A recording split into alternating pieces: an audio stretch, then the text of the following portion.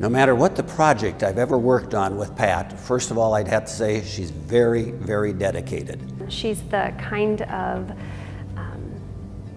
leader that I think many women aspire to be. She's a very good role model. I admire Pat for making the links between the different organizations, the school district, government, bringing things together so that we are on the same page in working for a more healthy community. For me, education was like, it opened windows, it opened doors, and the older I got, I just was really sort of lit a fire. It was like, you know, this was really important. When I first met Pat, I thought maybe her influence was limited to the educational area because I met her in the educational setting and worked with her in that setting. But I've come to realize that it goes far beyond that, and that her caring for the community, her selflessness as she goes about working with the community is paramount to her. I was principal at North Junior High, or assistant principal, for almost 15 years. And it's about being a master teacher. It's about growing staff as well as helping to grow kids.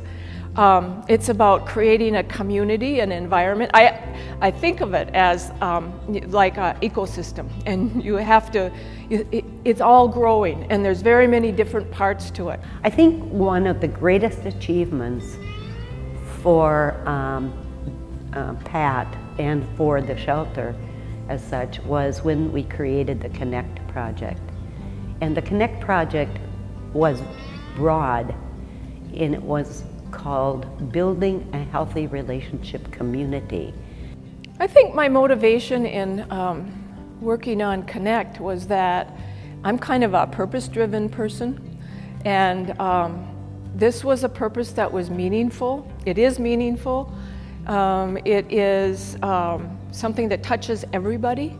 It is something that is fundamental in a community, and we had the capacity to make a difference. She was able to be of assistance in so many areas of civic engagement, community improvement, and educational endeavors that she's been sought out by many different folks or organizations or entities, and she's established a credibility as not only a hard worker, but someone very savvy at figuring out how to approach social problems. I thought when she retired that she would kind of melt into the background in terms of contributions to families, and I think the exact opposite has happened.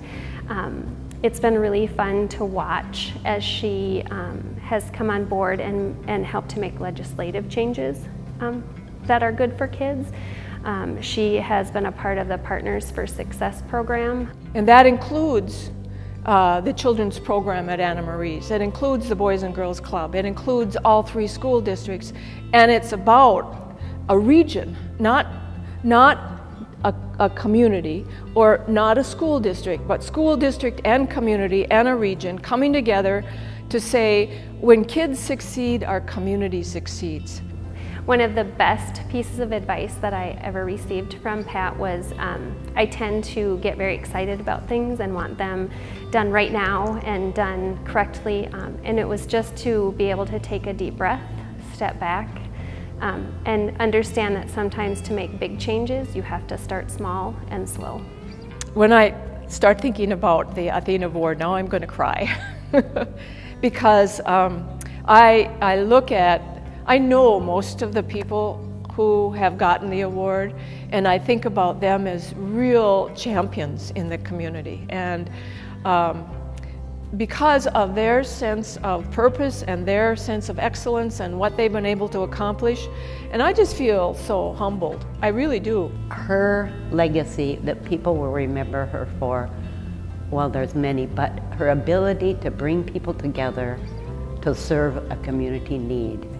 Educators in this community are really important, And we have a lot of good educators, and educators, you need to get into the community, and community, you need to pay attention to educators, because excellence together is what is going to continue to help us grow. When I think of the students that she has touched, they are her legacy, and what they go on to do. It's kind of that pay it forward idea, and it all really starts with her and all that she does for kids.